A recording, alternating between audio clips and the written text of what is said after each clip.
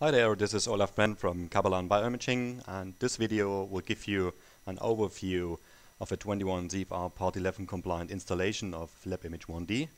It consists of two programs. First of all, there is the LabImage software, including the LabImage 1D application, and there's another tool called LabImage UADM, which is the user account and data management, which is used to handle the user roles and accountings. The implementation of 21 CFR Part 11 compliance in LabImage is very smooth, so users do not have to switch between different programs once the users are created. Users only work within the regular and very intuitive LabImage 1D workflows extended by the audit trail. To provide better security, we decided to create a closed system with own user accounting. You can even separate workgroups in the data storage using schemas. Each schema represents a closed data segment and can be used to separate departments or user groups, just to give an example. So let's take a deeper look into the installation procedure. You will receive a regular Windows installer for both LabImage software environment and the LabImage UADM. We just install them on the regular Windows installer way. So let's start with the configuration. We go on File, Create User Database, to create the user database which holds the users. First of all, you have to define a path where you would like to store the data. It could be either a local path or a network path.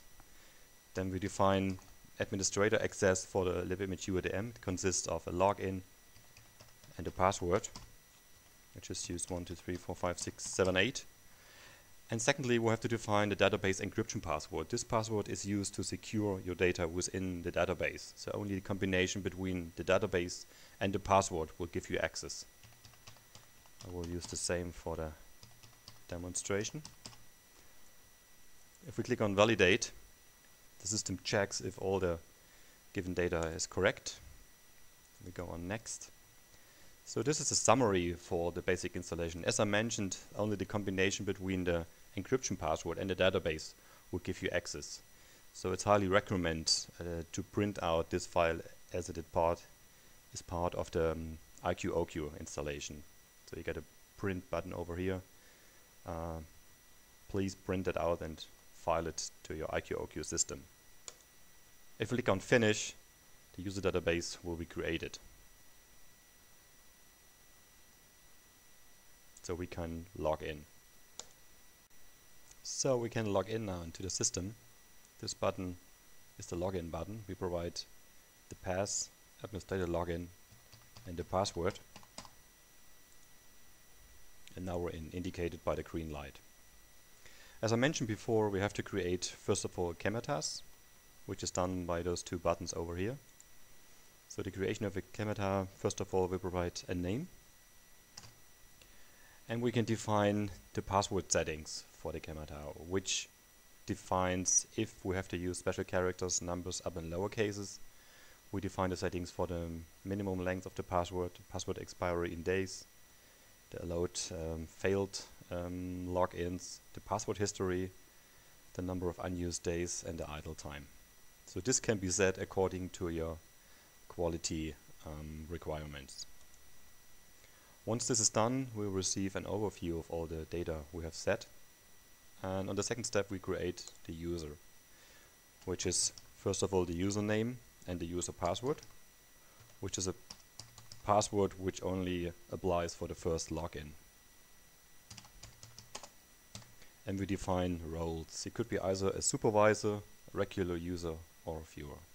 We'll use supervisor for that. So this is it. We created the first schema. We have the first user with all the settings.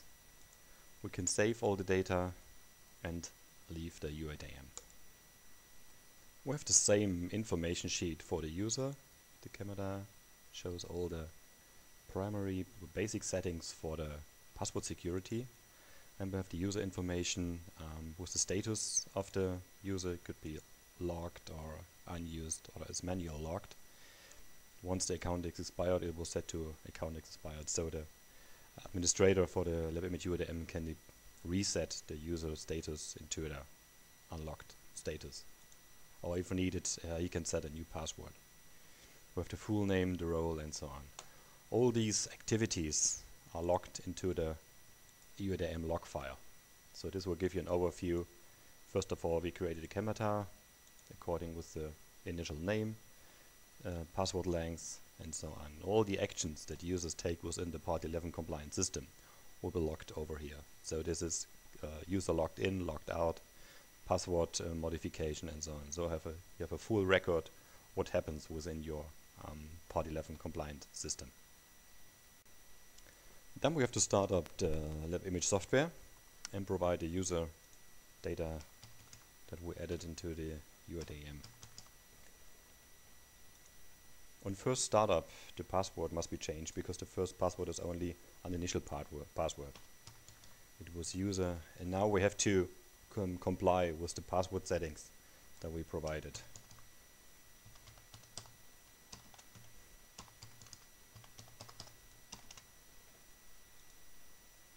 So now the password is changed and this action was logged into the LabImage UADM.